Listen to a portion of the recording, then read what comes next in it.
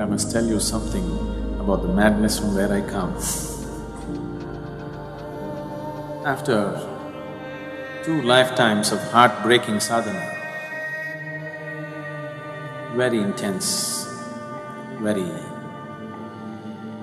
truly heartbreaking sadhana. These 2 lifetimes, I was referred to by people as Shiva Yogi.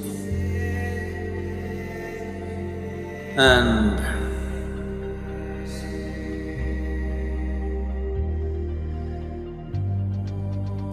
when it was needed, when my guru appeared,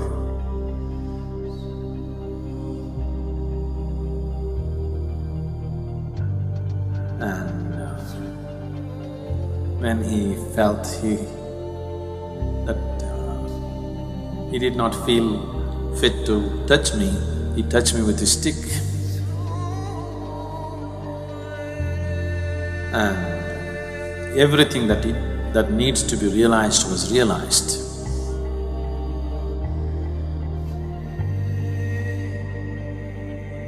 I was at the very peak of anything can be.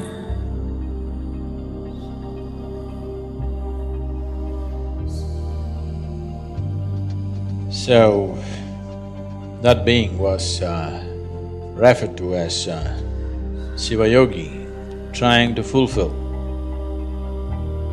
the mission that was put into him in work. Came back again.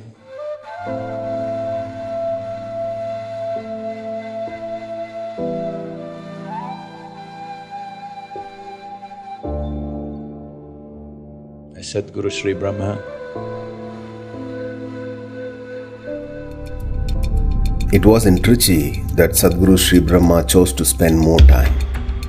Among all the places he visited, this was the only place where his instructions for any construction activity were carried out under his direct supervision.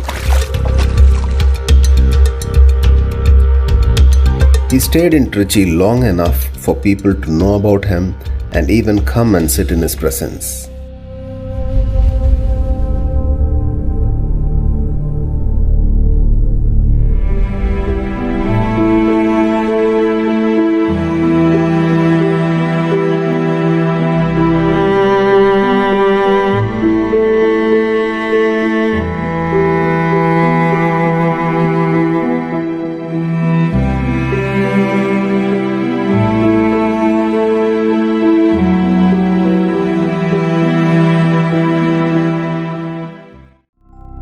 The practice of untouchability was at its peak then. Certain castes were not allowed to walk on the streets where the upper castes lived. The first evidence of Sadguru Shri Brahma's action against the prevalent discriminatory caste structure is found in Trichy. Sadguru broke this tradition by not only making them walk on those streets, but also by making them enter the main temple, a tradition termed as Alaya Pravesham. It was such a controversial event that newspapers carried it. This attracted the attention of social and political leaders like periyar, who were also working towards breaking the caste discrimination in society of the time. அப்போ வெள்ளைக்கார துறை என்ன சொல்லிட்டு போனாரா, உங்களுக்கு என்ன உதவி செய்யணுமோ அத்தனை உதவி நான் செய்கிறேன் சாமி அப்படின்னாரு. ரைட்டு, எனக்கு செஞ்சால் போதும் அப்படின்னு சொன்ன பிறகு அப்புறமேல அவர் இங்கே வந்து இருந்துட்டு ஆலய பிரவேசம் பண்ணணும், அதுக்கு அனுமதி தரீங்களா, தரேன்னு வெள்ளைக்காரத்துறை கொடுத்துட்டார். அதுக்கப்புறம் சின்னையா பிள்ளைகிட்ட டோலி செஞ்சு அதில் அமர்ந்துக்கிட்டு ஆலய பிரவேசம். அப்போ தாழ்த்தப்பட்ட மக்களெல்லாம் கோவில் ஆலய பிரவேசம் கிடையாது. அந்த ஒரு சூழ்நிலையில் தாழ்த்தப்பட்ட மக்களை அழைச்சிட்டு போய் ஆலய பிரவேசம் பண்ணணும்னு குருநாதன் ஏற்பாடு பண்ணி டோலியில் உட்கார வச்சு டோலியில் தூக்கிட்டு போய் அகிலாண்டேஸ்வரர் கோயிலில் வச்சுருக்காங்க.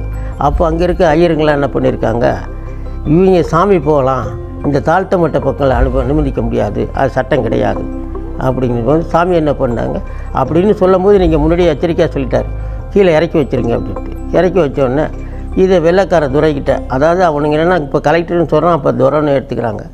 துரைகிட்ட போய் சொன்ன உடனே அவர் வந்து இவர் சாமிக்கு நான் பர்மிஷன் கொடுத்துட்டேன், எடுத்துகிட்டு போட்டு சாமி தான் போகலாம், தாழ்த்தப்பட்ட மக்களை அனுமதிக்க முடியாது அப்படின்னு. அப்போ நீங்கள் தூக்குங்கன்னு அவன் கேட்டிருக்கான்.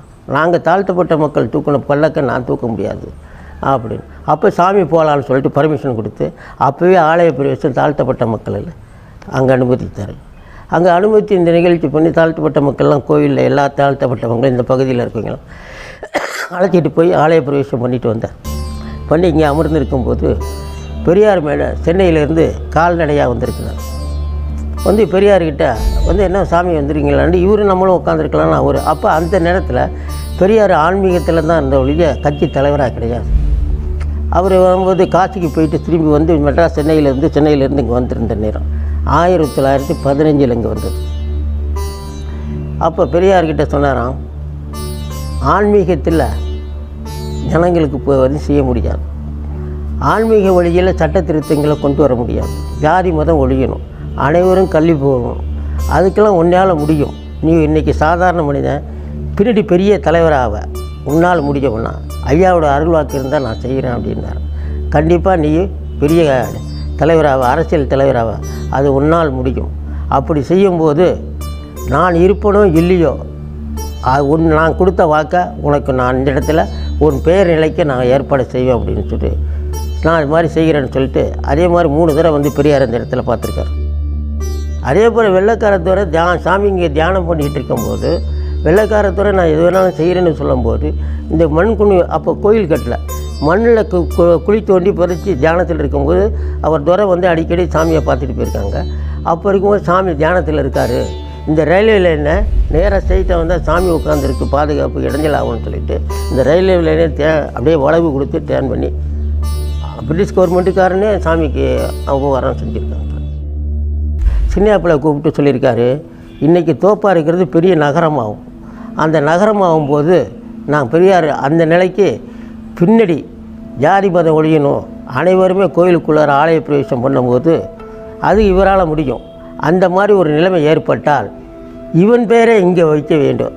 யார் பெரியார்னு செப்பு தகடியில் பத்திரம் எழுதி கொடுத்துருக்காங்க. அதே போல் சின்னையாப்பிள்ளை பேரனுங்க வகை வந்த பிறகு தான் இந்த இடத்துல நகரமானது. எங்கள் தாத்தா சொல்லிட்டு போனப்படி இந்த நகரத்துக்கு பெரியார் நகர்னு பேர் வைத்தா தான் நான் அனுமதி தருவேன்னு சொல்வது இந்த இடத்துல இந்த Periyar நகர்னுங்க.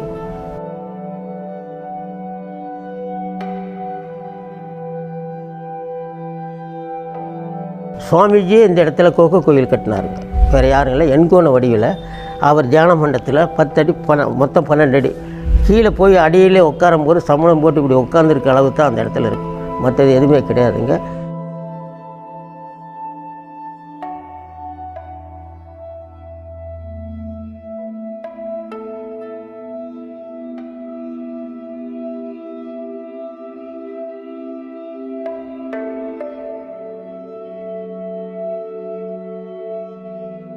Tried very hard, almost successful, but couldn't fix the goodwill in the society because the intensity of who he is could not be understood in the social circumstances. He couldn't fulfill that.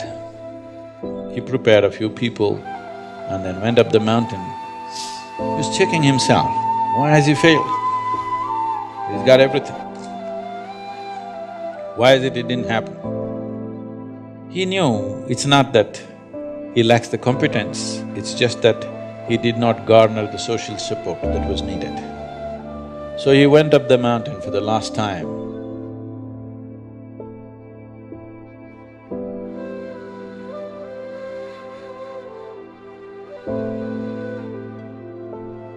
Before going up, he announced here at the foothills, a few of his disciples gathered. They said, what now? He said, even Tirpi Varvan, that means this one will be back again.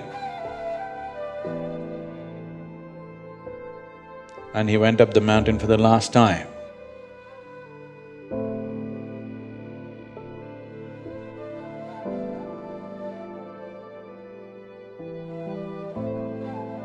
And he did a rare thing. He left his body through all his 7 chakras at the same time. He's just checking himself. He knows it's not so, but still the first blame should be on you when something doesn't work. So he's checking in case I'm not good or I'm not good enough. So He left his body through all his 7 chakras. This phenomenal energy, this very distinct energy which is nowhere else, you can experience on the 7th hill.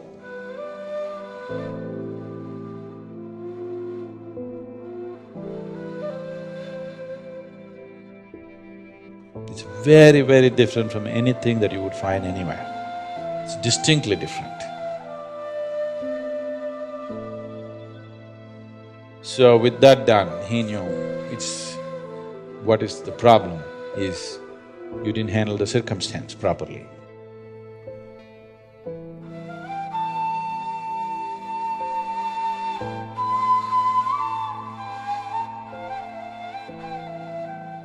This round when we came, we planned everything to a point where we decided a few people that I need, where they are born, in which room, how.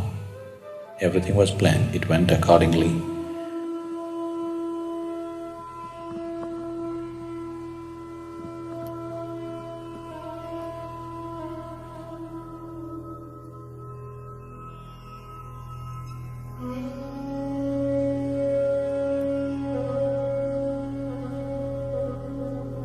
For people needed for the consecration, I placed them in the right kind of places so that everything comes together at the right time.